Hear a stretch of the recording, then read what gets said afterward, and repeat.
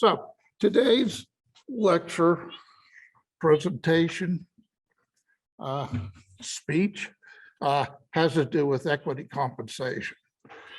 And it's a very important subject for all entrepreneurs to be aware of, and for first-time entrepreneurs in particular. The nuances and levels of importance aren't obvious at first. So it's my hope that I can remove the veil somewhat and give you insights. And in some sense, the purpose of my presentation is to scare the hell out of you, so that when you run into a situation like this, you make sure you have advisors, mentors, and professionals with whom you have great trust working with you. So let's see if this works. Okay. All right. Allison gave me my background. I've been doing this in some way, shape, or form in terms of the Pittsburgh technology entrepreneurial community since 1984 in one form or another. And now we want to talk about, why do you care about equity compensation? And equity compensation, just to level set, it is ownership of the company by the virtue of owning shares or by the virtue of having received stock options that can be exercised to purchase shares. And so when a corporation gets started, let's say it has 100 shares, and then you join the corporation and they recruit you to join, and they offer you 25 stock options. Those 25 options get added to the 100, and you would be, after that transaction, you would own 1/5 of the company, 1/5 of the company. So 125. So 25 divided by 120. Enough about that. The key thing is we're talking about ownership of the company. So if you're a founder, at time equals 0, you're going to create an entity. And that entity can take a variety of forms, but in the worlds of sophisticated investment, it's most likely you will be either an LLC or a C Corp. And if you intend to go down the path of institutional investment, like venture capital, you will in all likelihood become a C Corp. So when you're sitting there at day one, you've got this pie of 100% of the company. And if you're not a solo entrepreneur, but have other people with you, you've got to decide who's on your team and how you distribute that. Once your company is up and running, one of the ways that you recruit people to join you is through stock options. And a startup, by definition, is risky. The people that you would like to join your company are people who would have no intention of joining your company because of its risk profile, because of the quality of their job, their current job, because of the quality of headhunters reaching out to them. And therefore, the way that a CEO will level the playing field to try to attract those people is twofold. Number one is there's an early stage company. I'm asking you to come on board at a very early stage.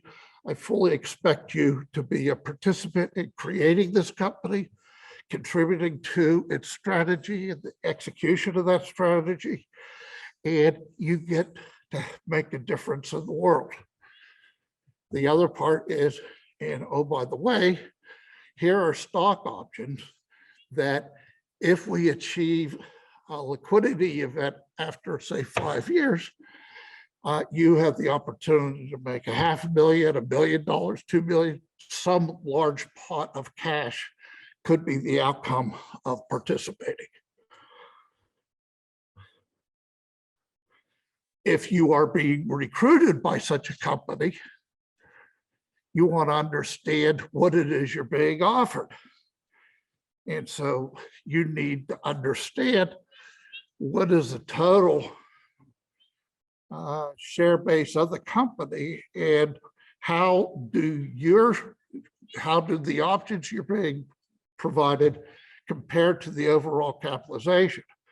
And if it comes back at 25%, yippee. If it comes back at 0.05%, not so much. So you need to be able to take a stock option offer and put it in the context of the business to see how meaningful it is or could be. And quite often, stock options are included in annual incentive compensation plans. So you would get a certain number of options when you join the company, and over time, your reviews would provide for you to get additional options. So let's take a look at the founder's pie. When we first get started, this is what we're looking at. There's this 100% of the company. And the question is, who gets what? And in many cases, there is a clear and obvious leader, visionary, the person who really is taking on the heavy lifting of creating the business, having it come on board. And there are people around that person who are joining the company to varying degrees. And so you might end up in a situation where the leader gets 50% and the other people get a share of the remainder. It could be that the participants are 4 founders in this case, and there's sort of a natural pecking order. Somebody's most important, somebody's almost that important, et cetera, to the person who is least important in terms of the founding of the company, the contributions they've made to date, and the contributions they'll make in the future. And the most common form of dividing the founder's pie is to divide it into equal parts. And so when you talk about it, it's not unusual for the founding team to get together, and when they talk about the division of the founder's pie, to say, we'll all get equal. And the justification is that's fair. And so if there are 2 founders, each gets 50%, 3, 33 1/3, 4, 25%. And that happens 75% of the time. It's sort of the obvious solution to that quandary. And it is wrong. So point number 1 of what we're talking about today in equity compensation is the division of the founder's pie is critical. It needs to reflect the people that are among the founder team, what they have contributed, what they will contribute, and doing it equally by percent is not fair. You got 2 founders. You've got one that jumps into the company 100%, has no income, is working 18-hour days, and the other founder holds on to her job and will help out at night and weekends. So would 50-50 be fair under those circumstances? company gets down the road and is doing well. And one founder is very happy. The founder is able to take compensation on the order of $400,000 a year. I'm comfortable. I like that. It supports my lifestyle. I don't want to screw things up. The other founder, presumably you, want to change the world. And with the success that you've got to date, you see a pathway to really creating something of real significance. And you want to do that. Well, 50-50. How do you resolve that? Company needs money. One person provides some, one person doesn't. How do you accommodate that? So if you think, if those are issues with two founders, just figure if you've got 3 or 4. The issues multiply many-fold as you bring in more people, more opinions. So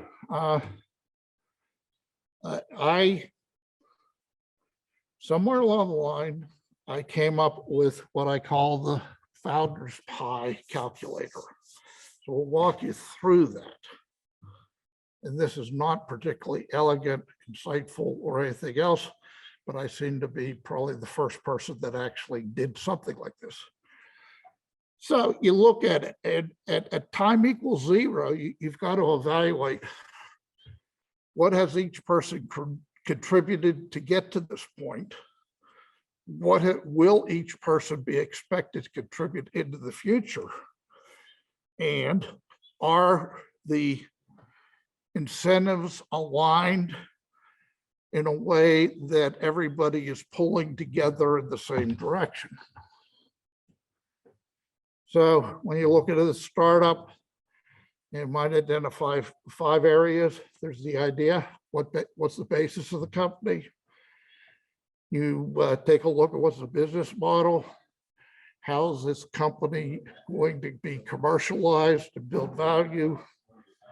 Who has experience, track record, Rolodex, things like that, that really bring day-to-day access to the team?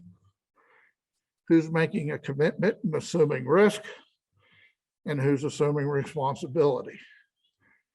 So let's say we got a university spit out. Number 1 is a tenured professor who is God's gift to a particular technology area. Founder 2 is a business guy.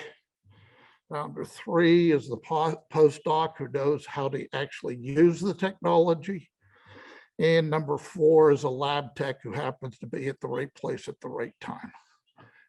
And again, when we talk about equal, I've painted this picture illustratively to drive home the point. These are not 4 equal people when you're starting the company. So one of the ways that you can go about it is, how important are each of those components to the company today? And in this case, we're talking about technology that was invented within the university. You're going to get a license to use that technology, and the researcher is going to be important.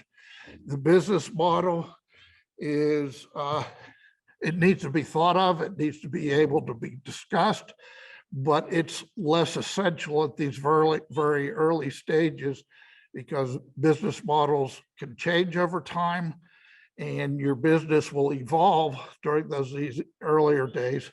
And so the business model may not be formed until 9, 12, whatever months into the future. Who has domain expertise?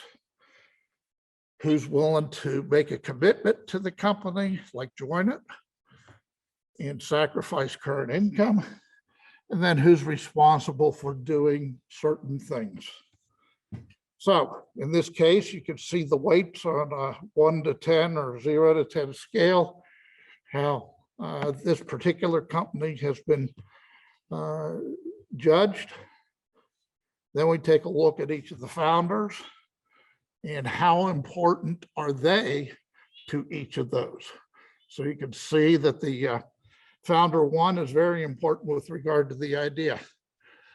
If that technology didn't exist, if that person weren't willing to if that person weren't willing to support the licensing of the technology from the university to the company, you wouldn't have a company. And so that person's very important.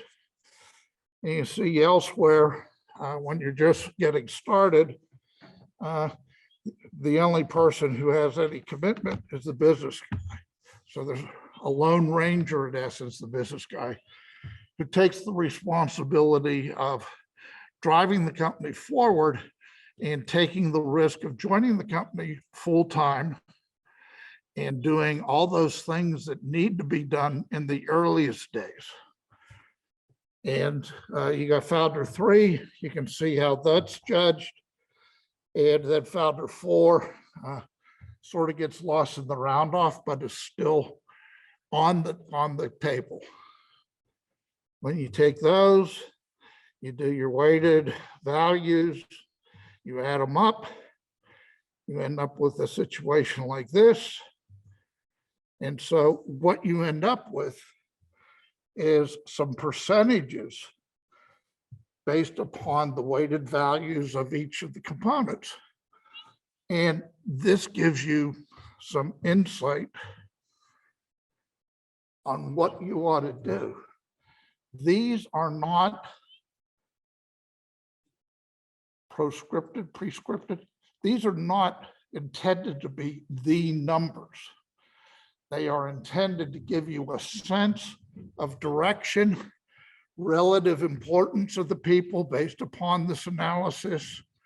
It's supposed to give you insight as to what level of ownership each might be worth, but it isn't to say 33, 44, et cetera.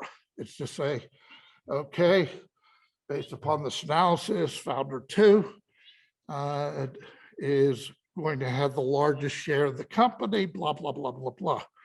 And if you go through this, you end up with each one of the cells on that spreadsheet is basically a topic for consideration. So this process really gives you a dynamic agenda for how important, what are you presenting? It's not unusual if this is the first time the university person has done a spit out, that the university person will have the opinion that he or she deserves 80% of the company, because after all, it's his or her technology. And if that didn't exist, there wouldn't be a company. And therefore, the researcher is very, very important. And then it's up to the business person to call upon mentors, advisors, and all of that, and help the university professor understand what's what within an entrepreneurial environment. Sometimes those are difficult conversations. Sometimes they bring up issues that cause one or more of the people around the founding table to say, life's too short, I'm not going to get involved with this. There's too much dissension among us right now. I can't imagine what it's going to look like in a year or so. So if you get it wrong, that's a common question. But part of it is that the founders' shares will vest over time. And what that means is that among those founders' shares, the company will have the right to buy back a certain block of them, and that buyback right will expire over time. And so if a founder just isn't cutting it, that founder would be terminated, and that founder would own the stock that has vested, but the balance of the stock would be available for the company to buy back at a very low price. Sometimes it's pretty obvious that things aren't equal. And sometimes you can take a second dip into the founder calculator pool and say, okay, now that we're here, let's go back and revisit that. And if we had done it back then, the way things have worked out now, how would that look? This is a rare occurrence. Part of it could be, okay, you're not working it out. Can we horse trade? You're going to be terminated. You are terminated. You own these shares. We're going to buy those back. And in order to make this all work, we'll provide you with healthcare benefits for the following year or something like that. Can you do some kind of barter trading? The one that you don't want to do, and happens more frequently than is prudent, is that the people that are looking at this as a problem say, well, when the next round of investors come, they'll see the obvious problem and they'll fix it. Well, they may see the obvious problem and they may demand certain actions or activities, but that doesn't mean they're going to end up in your best interest, however they resolve that. So when a situation like this arrives, it's a lot better to address it head on rather than punting it down the road a little bit, letting the next. And, you know, if life is really difficult, you can pitch a hissy fit and basically say, this isn't working. I'm very unhappy. If we don't resolve these issues, I'm out of here. And you better be willing to be out of there if it gets to that point. And the reality is when these things sort of fall apart, it's really an unpleasant set of circumstances. These are all things where emotions end up playing a much bigger role than objective analysis. And so it really is, one of the things is maybe you should leave. You got, you know, you've put 9 months or 12 months into this. They haven't been wasted. You've learned a lot about starting a business. You've learned a lot about how you get it started, what are the type of partners that you want with your business, how do you want them to be compensated. So you've learned a whole lot. And those lessons are all going to be helpful at your next one. Okay, there are rules of thumb that come into play. When a company achieves a liquidity event, and that is, this is for a company that has taken on external investment. Again, think VC for the ease of concept. They invest because they're going to invest $1 million today with the expectation that they're going to get $5 to $10 million back over 3 to 5 years. Those are, you know, those are just the numbers that sort of are used for this dynamic. And when the way that money is generated is the company gets acquired or it goes public.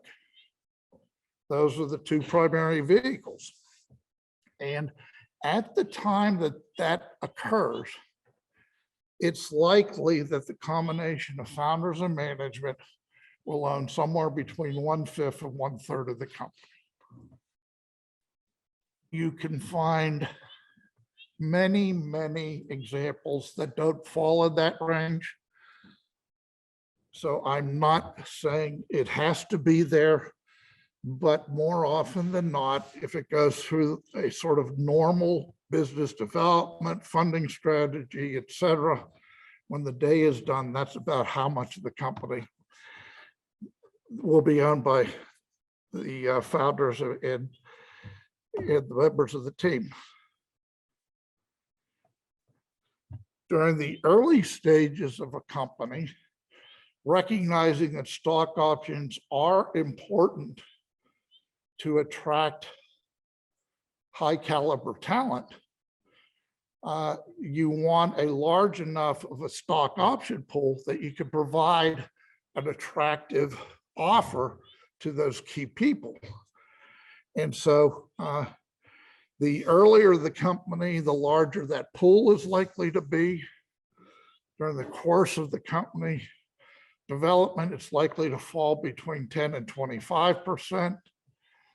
At the very beginning, more often than not, it's likely to be in the 20-25% range.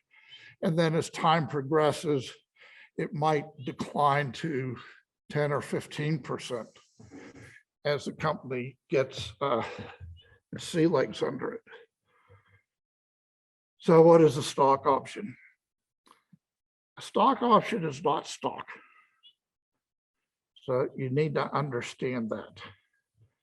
The stock option is the right to buy a share of stock in the future at a price that's established today.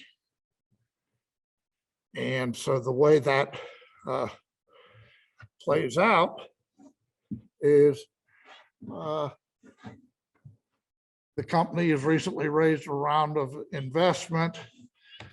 It was the equity was sold for $1 a share. Therefore, the share price today is $1.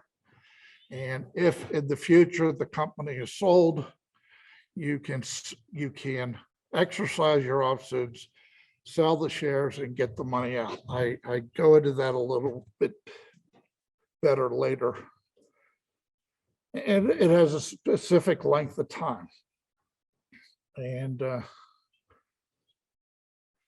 that time is sort of related to the stage of the company, philosophy of management, influenced by the investors.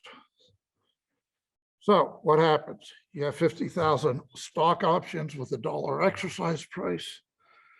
Company's acquired in 5 years at $10 a share. You would be able to buy 50,000 shares at $1 a share. You could turn right around and sell those 50,000 shares at $10 a share and get $500,000, and your gain would be $450,000. And you can add some decimal places to that to see what could happen when everything goes right. But that's the concept. You have the right to buy it at a price established today. Therefore, you aren't getting any economic value because it's a push. And therefore, your tax exposure only occurs later when you exercise those options. And that's also why you're going to sell them at the same time. Yeah. So if the companies reserve a certain stock pool, stock options, they're not being traded in the market eventually in the current time. The company is private during all of this time. All of the stock has been distributed, or the underlying stock that the options could buy will be restricted.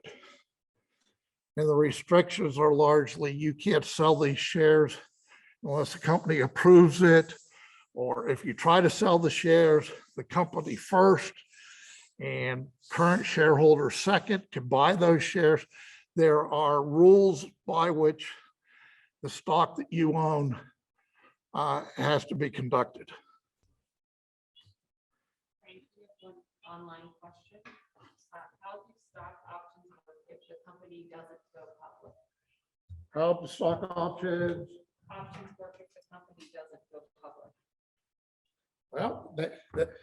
What happens if the company goes public? What happens to stock options? You, at the time of going public, most likely, they will they will calculate stock appreciation rates. What's the difference between your exercise price and the stock that you'd sell? And instead of forcing you to buy the stock and sell the stock, they'll cut you a check for that number, just to get it, for simplicity's sake, and to take care of all of that. You don't have to sell your stock, but you have to recognize that you will have to exercise your options and own them at that time. And if you were to do that, you would then be recognizing a income for which you haven't received any cash. And you would have a tax obligation on that.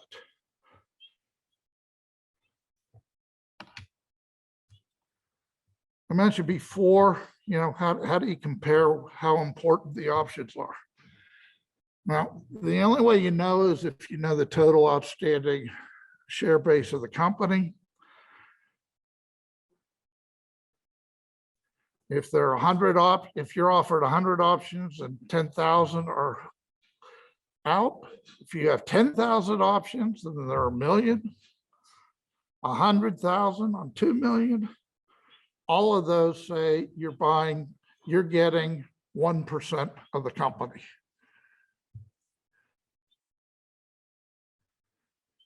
And you have to know what that share base is on what's called a fully diluted basis. And the fully diluted basis includes not only the stock that is outstanding, but also the stock that is tied to the exercise of the options. There may be warrants out there, depending on how convertible debt is being treated. So there's calculations in the deal terms or whatever, but the thing is that the full equity representation of the shares that are included in the company's value are included in this calculation. And so all the shares that are out or obligated, like in a stock option case, they are included in the calculation. So then, how many shares, how many options do you get?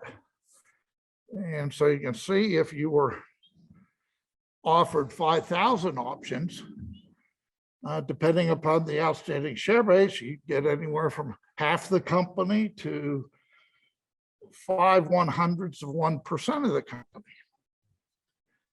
And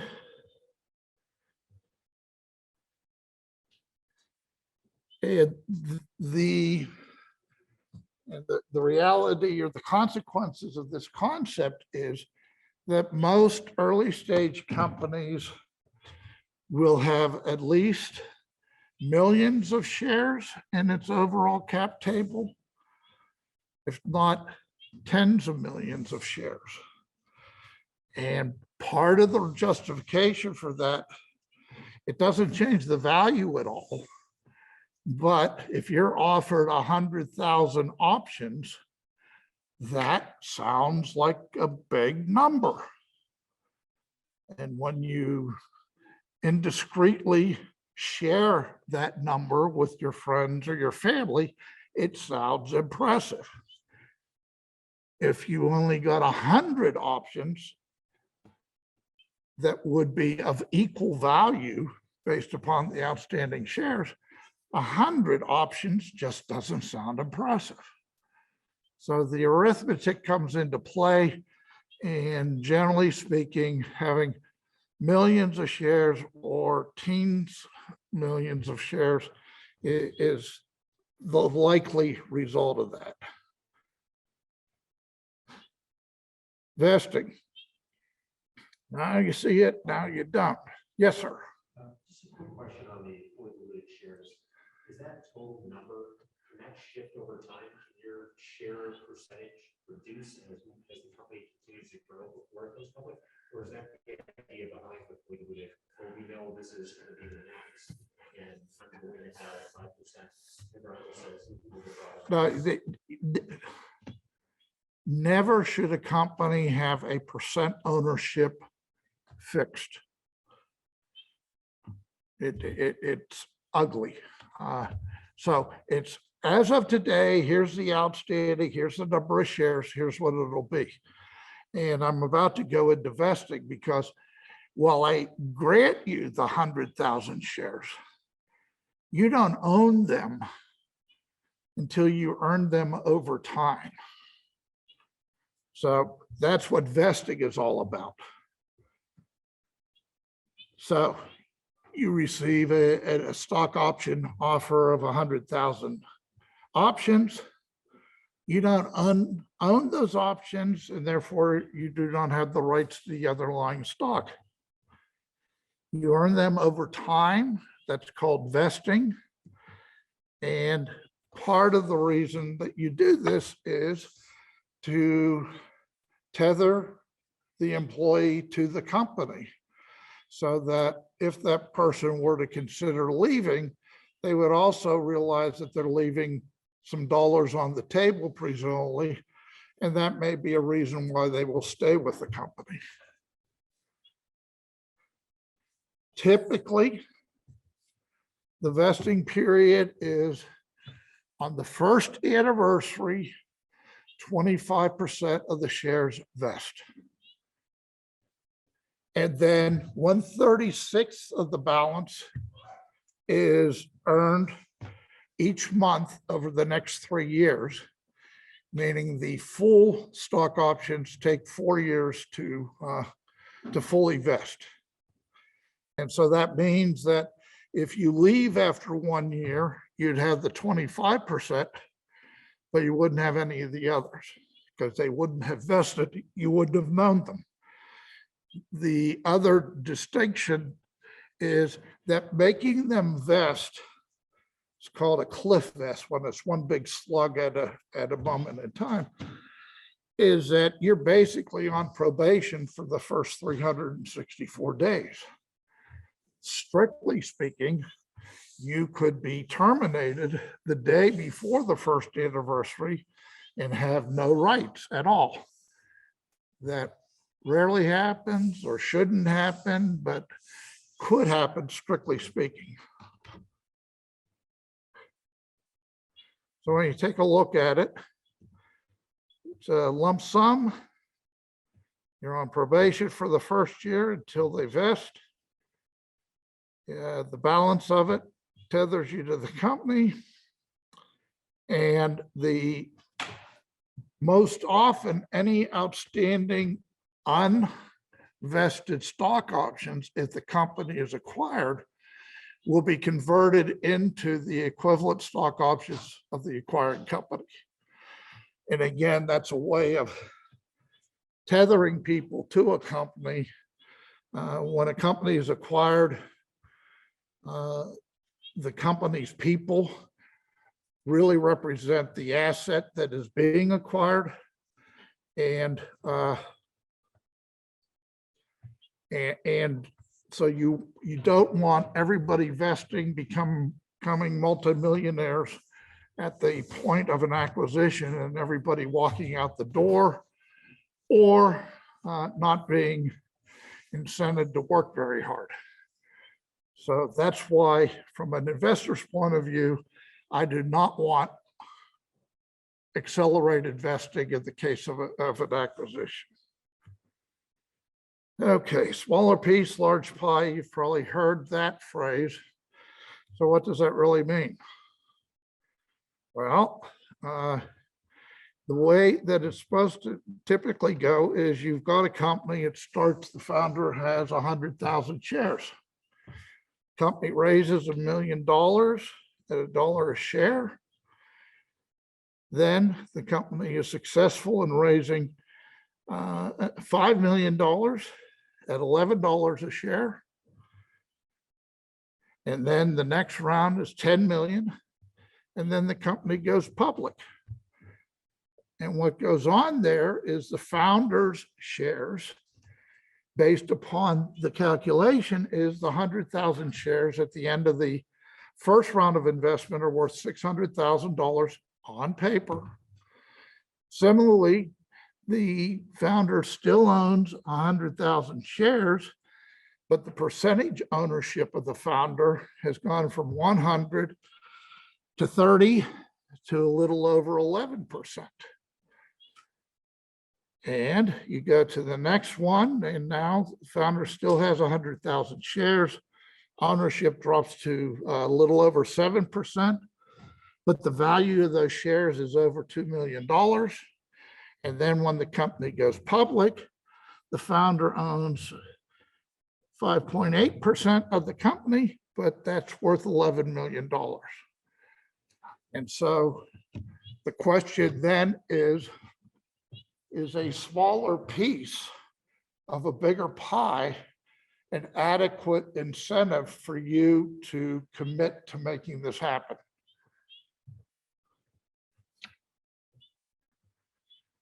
And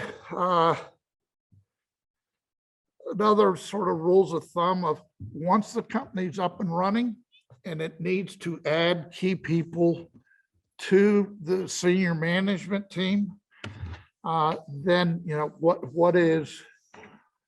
what type of equity would such people command?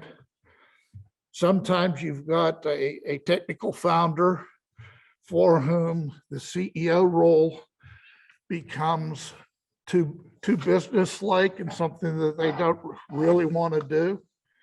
And so they can become CTO or CSO, and you hire somebody to come on board who's got CEO experience, has fundraising experience, and is expected to be successful in raising funds for the company.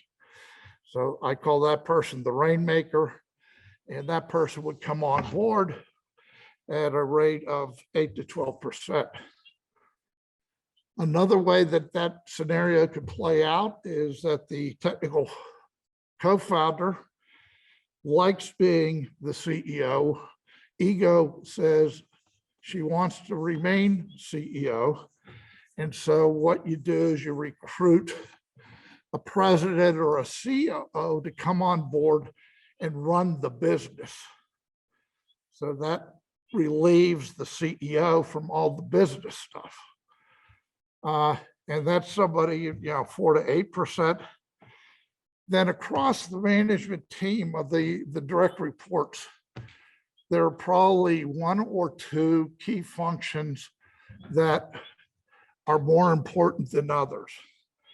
Quite often in a technology company, particularly one that's dealing with, say, university spun out technology, is that an engineering manager or a VP of engineering might be one of the first hires, because academic researchers, I don't know if any of you are, but academic researchers don't really pay too much attention to time or money. And when you're in a business, you have to pay very close attention to time and money. And so bringing on someone with the experience to create that kind of discipline is important. And then you can see the other people that might come on board.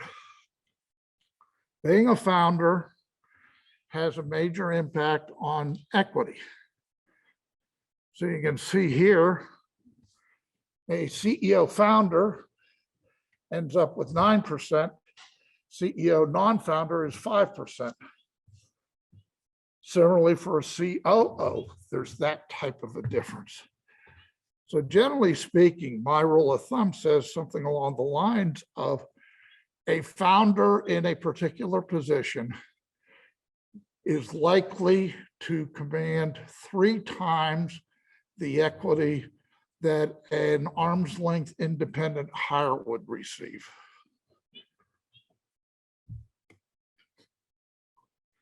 So when the day is done, how is the equity divided? Here's one representation CEO 4%, 6 vice presidents each have 1%, et cetera. When you bring directors on board, directors have fiduciary responsibility to the company. And so they can command in the order of 0.5 to 1% in stock options. Advisors do not have that type of legal obligation or exposure. So advisors are often in the 1/4 to 1/2%.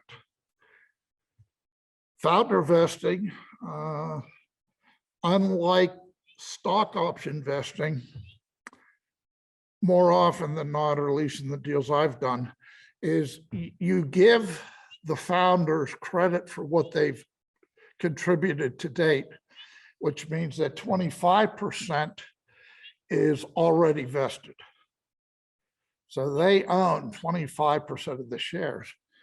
And then the balance vests 1/36 a month over the next 3 years. Again, if the founder doesn't perform the intended job, they would likely be terminated. And the balance of those options then provide the company with a pot of options that can be offered to somebody to perform the role that the founder hasn't played out. There is accelerated vesting.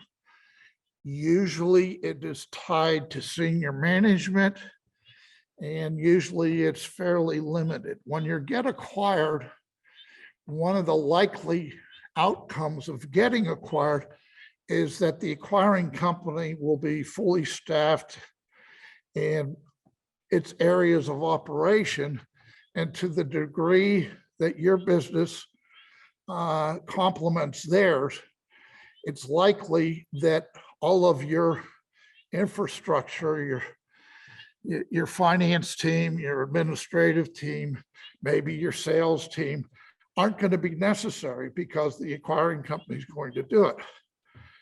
So particularly at the level of C-level and the founder, the issue is many times the founder of a company does not play well with people in a bureaucratic sense. And so when the company is acquired, they will be secured to stick with the company to support the transition, but they aren't intended to be long-term employees. And for the CEO, for example, it's likely the CEO will basically say, hello, investors, you invested so that I drove the company to a liquidity event. We've gotten there, therefore half of my unvested shares vest, and the other half vest when they either play out or I leave the acquiring company with good reason or whatever. So if the transition has been affected, the balance would be available then. That is usually limited to C-level players. Everybody else is stuck with the original. So there are issues between founders and non-founders. Fairness. Fairness is calculated based upon how the compensation relates to internally to other positions, and also externally, what does that level of a position usually command?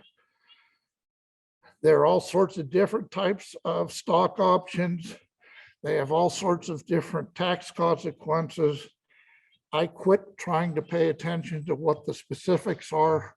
You need to become an expert at that moment in time. Otherwise, I don't. Stock options are the right to buy shares. Restricted stock sometimes is offered where the acquiring, the person joining the company will buy the shares, but they're subject to buyback. So it's the inverse there. And you need to understand what the issues are in terms of pre-financing and post-financing in terms of the number of shares and all of that. Exercise price.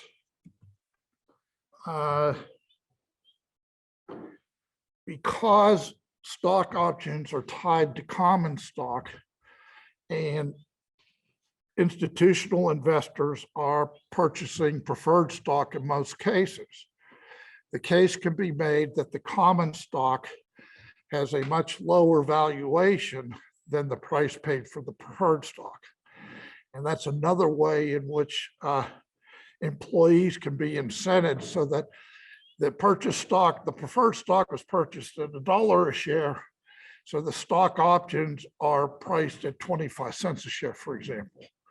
The multiplier effect there is pretty obvious why you'd want to do that. Focus on share price. As long as it's going up, you're okay. You saw that demonstrated somewhat in the small piece of a large pie. Cosmetics do matter. That's why tens of thousands or hundreds of thousands of stock options are often calculated. And it's the CEO's job to sell the vision and recruit people to join because of the great opportunity, as well as the pot of gold that they might realize with the stock options that they're being offered. You can sit down and figure out how you're going to distribute your equity over time. Make sure you have professional help.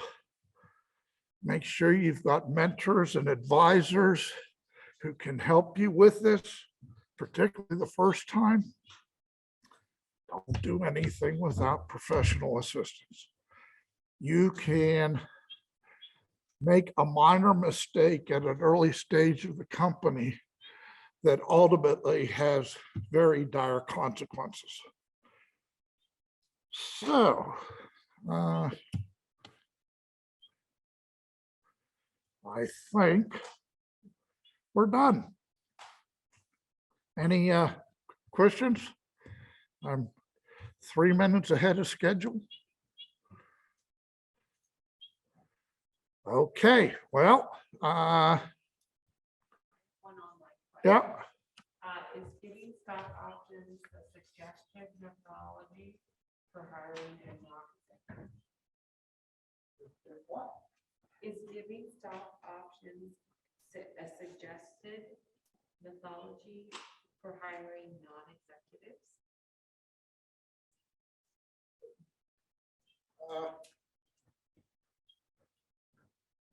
I think the question had to do with, I mostly talked about executives getting options. What about the rest of the people in the company?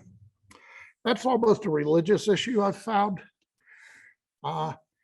In some cases, the CEOs will say, we're all in this together, therefore stock options are available to all employees down to the lowest rung of the organization. Another form of philosophy is equity is so important and so valuable. If people don't appreciate or understand what a stock option will mean to them, then perhaps you shouldn't be providing those to them. And so the problem with the latter case is now you've stratified the organization between those who have and those who haven't. And that can cause disruptions within an organization, not necessarily, but possibly. So and when you take a look at it playing out, a modest amount of options that has the potential to put $50,000 into somebody's pocket under a good circumstance probably isn't going to be trivial. So I'm more inclined to include everybody personally. But again, you got to do the calculations too. What does a cap table look like under different scenarios? And which scenarios are acceptable? Yeah. If you hold stock options, how would you go about deciding when would be the time to best sell them? If you have stock options, Yeah, when do you sell them, basically? Generally speaking, first question is when do you exercise them? And then when do you sell them? And more often than not, the answer to that is at the time of the acquisition. That's when money is changing hands. That is when you can recognize the gain from those options. There's really no incentive to exercising them before that event or before their expiration date if you want to hold on to this underlying stock. Okay. All right.